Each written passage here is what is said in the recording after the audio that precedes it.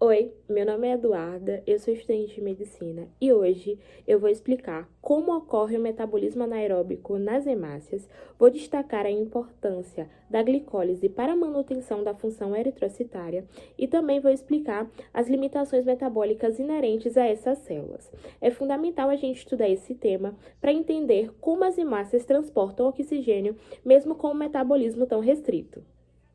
Para a gente iniciar o nosso estudo sobre esse tema, é necessário a gente entender um pouquinho mais sobre as características das hemácias. Bom, as hemácias, elas são células que são especializadas no transporte de oxigênio. Elas vivem cerca de 120 dias e circulam milhares de vezes pelo nosso corpo. Apesar disso, elas têm uma característica única: elas não possuem nem núcleo nem mitocôndrias.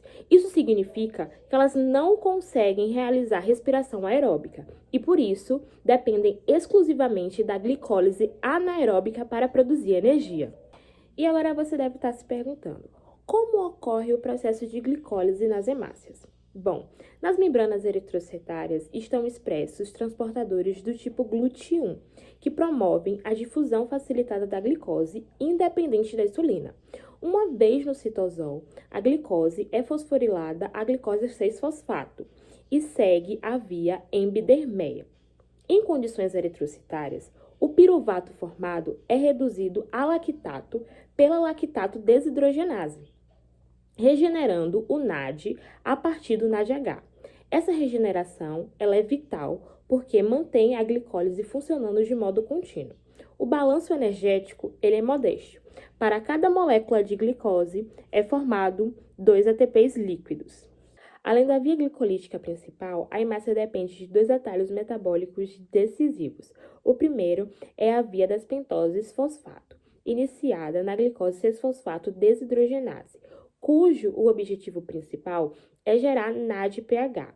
O NADPH mantém a glutationa na forma reduzida via glutationa redutase, permitindo que a glutationa peroxidase e outras enzimas neutralizem as espécies reativas de oxigênio. O segundo atalho é o shunt do 2,3-bifosfoglicerato. A partir do 1,3-bifosfoglicerato, a hemácia pode desviar o fluxo para formar 2,3-bifosfoglicerato pela atuação da bifosfoglicerato mutase. O 2,3-bifosfoglicerato liga-se à desoxihemoglobina. Isso reduz a afinidade da hemoglobina pelo oxigênio, deslocando a curva de dissociação para a direita e facilitando a liberação de oxigênio para os tecidos periféricos. Bom, agora a gente vai falar sobre a importância da glicólise para a manutenção da função eritrocitária. E por que a glicólise é tão importante para a manutenção dessa função? É porque o ATP gerado, ele sustenta três pilares: a homeostase iônica, a integridade e flexibilidade de membrana e a funcionalidade da hemoglobina. Na homeostase iônica, as bombas de sódio e potássio ATPase e de cálcio ATPase preservam os volumes e concentrações adequadas de íons. Sem os ATPs, as hemácias elas perdem potássio, ganham sódio, ganham água, consequentemente elas acabam inchando, alterando a sua conformação bicôncava e também ficam rígidas, o que compromete a sua capacidade de atravessar capilares com um diâmetro menor que o delas próprias.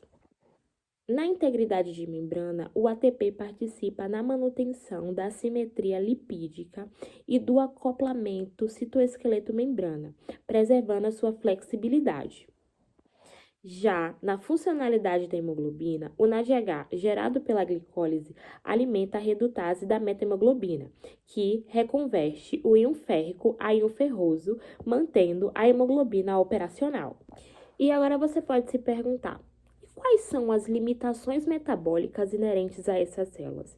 E eu vou explicar todas elas. A primeira limitação é a baixa eficiência energética. 2 ATPs por glicose é pouco comparado aos 32 por glicose que as células com mitocôndrias obtêm através da fosforilação oxidativa.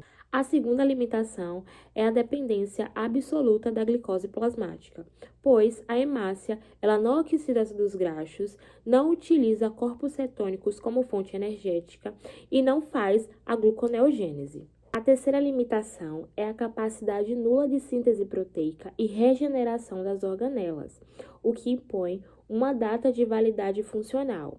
Danos cumulativos por estresse mecânico e oxidativo vão se acumulando até que a célula perde a sua deformabilidade e acaba sendo removida pelo baço. A quarta limitação é a incapacidade de realizar fosforilação oxidativa e, consequentemente, de amortecer períodos prolongados de alta demanda energética. Sempre que o ATP cai, a membrana se desorganiza, as bombas param e a célula se torna esferocítica e rigidamente deformada e hemolisa. Para concluir, o metabolismo das hemácias é um exemplo elegante de especialização extrema.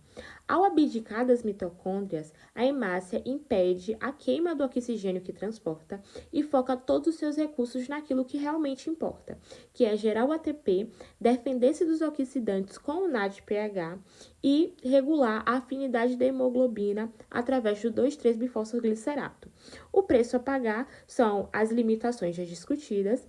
Ainda assim, esse arranjo é suficiente e eficiente para sustentar por cerca de 4 meses uma célula que percorre milhares de quilômetros através da microcirculação e garante oxigenação a todos os tecidos. É isso, muito obrigada pela atenção.